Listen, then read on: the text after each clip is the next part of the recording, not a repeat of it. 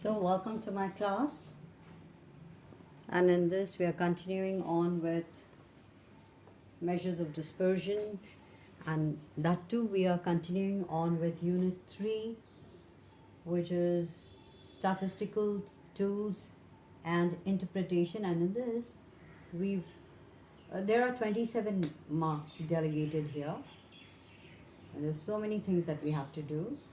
In this we finished with measures of central tendency, and which is mean, mode, median, and all the three series we finished.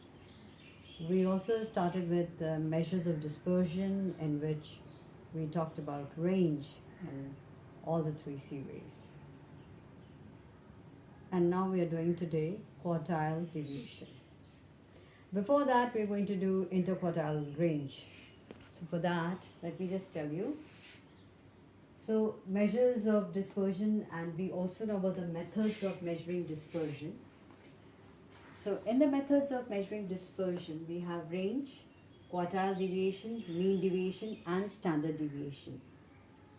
Alright, so we just finished range in all the three series. That is, we did it in the individual series, we did it in discrete series, and we did it in continuous series. Now, like for example, range, the presence of even one extremely high value or extremely low value in a distribution can reduce the utility of range as a measure of dispersion. That was a basic drawback, extreme values. So thus, we this measure came up, which is not unduly affected by these absolute extremes. So in such a situation, the entire data is divided. Now in this, we see that the entire data is divided in 4 equal parts, each containing 25% of values. So once again, so what do? So we divide the data into 4 parts, 4 equal parts, each containing 25% of values.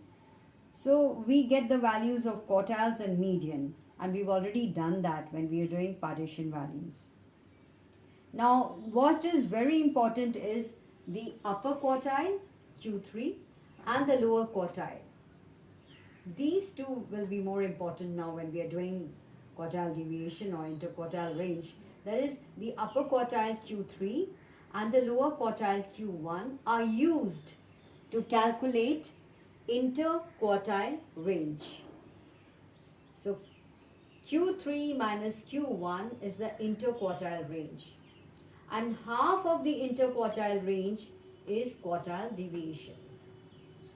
So interquartile range is Q3 minus Q1. So let me just write down that the interquartile range would be Q3. So interquartile range is Q3 minus Q1, and quartile deviation would be interquartile range divided by 2. That is Q3 minus Q1 divided by 2. Half of it. Half of the interquartile range becomes the quartile deviation. So once again, let me just sort of talk about the demerits of range. So a range, you can say, is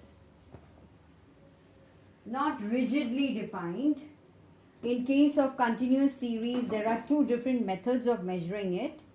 For example, which I didn't do, you must find out that you can take the mid values and do it too. Especially if the first class interval is from 0 to 10, etc., then it's always better, because then you can't just take 0. What you do is you take the mid value of the first class interval and the mid value of the last class interval, and you can do that. Range is not based on all values, as I just pointed out. So as long as the minimum and maximum values remain unchanged, any change in other values does not affect the range. That is the whole point. It is unduly affected by just the extreme values, and it cannot be used to calculate open-ended classes because of the absence of highest and lowest class limits. And also it does not give any indication of the nature of the distribution within the two extreme values. We cannot even imagine if more values are towards the highest value or more distribution is towards the lowest value. We only know about the two extremes. So in the computation of range, statistical averages are ignored. So that is why, sometimes it can be called an unscientific measure of dispersion. Now, still, of course, there's a use of range, especially I think I already said once, it's for weather forecasting. It is used to determining the differences between the minimum temperature and the maximum temperature. We see the maximum and minimum temperatures of different cities daily when we watched our TV screen. And we form judgments about the temperatures, variation in them. So basically, I think that is one good use of range. So now talking about interquartile range, what is it? It is the difference between Q3 and Q1. Of course, even this is also like a measure of range because it is a difference between the third quarter and the first quarter, which covers the middle half, that 50% of the distribution. Okay, now let's just work on it. So let's just talk about it. So can you see this? So I'm going to do it in the individual series. And okay, so let's just take this. This is what is the numerical.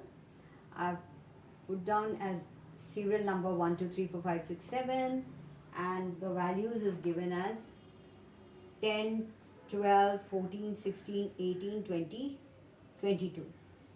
Now, in individual series, if you want to find out Q1, Q1 is equal to the size of n plus 1 divided by the fourth item. Now, what is n? What is the total number here? 7. So, size of 7 plus 1 divided by the fourth item will give you the Q1, the value of the first quartile. So, Q1 is equal to the size of 8 divided by 4, that is the second item, 2th item. Now, which is the second item here? 1 and 2. So, Q1 is equal to, if you see that, the second item is what? 12. So, this becomes your Q1. Now, let's find out Q3. Now, in Q3, it is the size of 3 into n plus 1 divided by the fourth item. Now, Q3 is equal to size of 3 because we know n plus 1 divided by 4 is 7 plus 1 divided by 4 is 8 plus 8 upon 4 is the second item. So, 3 into 2, so which becomes the sixth item. So, Q3 lies in the size of the sixth item. Now, the value of the sixth, let's just take the sixth item. The value of the sixth item corresponding to that is what? 20. So, that becomes your Q3. Now, let's just work on the interquartile range. Q3 minus Q1. Can we see that? Yes. So, the interquartile range will be Q3 minus Q1, that is 20 minus 12 is equal to 8. Now, talking about quartile deviation, let's just talk about the quartile deviation.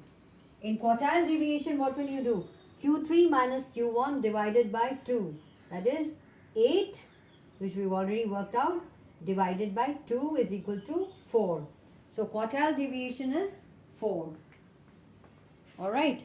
Now, if we want to find out, also let us find out what is known as the coefficient of quartile deviation. So, in this, again, just have to know the formula. So, what is the formula? Q3 minus Q1 divided by Q3 plus Q1. So, what is it? As you can see, what is this? 20 minus 12 is equal to 8. 20 plus 12 is equal to 32. So what you get is 0.25. So coefficient of quartile deviation is how much? 0.25. And what is quartile deviation? It is equal to 4. So again, let me just repeat myself. You must do this numerical. Work it out. Open your books. Find your illustration in your book. Do that illustration and then do one from the exercise. All right. So with that, we finish what is known as quartile deviation in the individual series.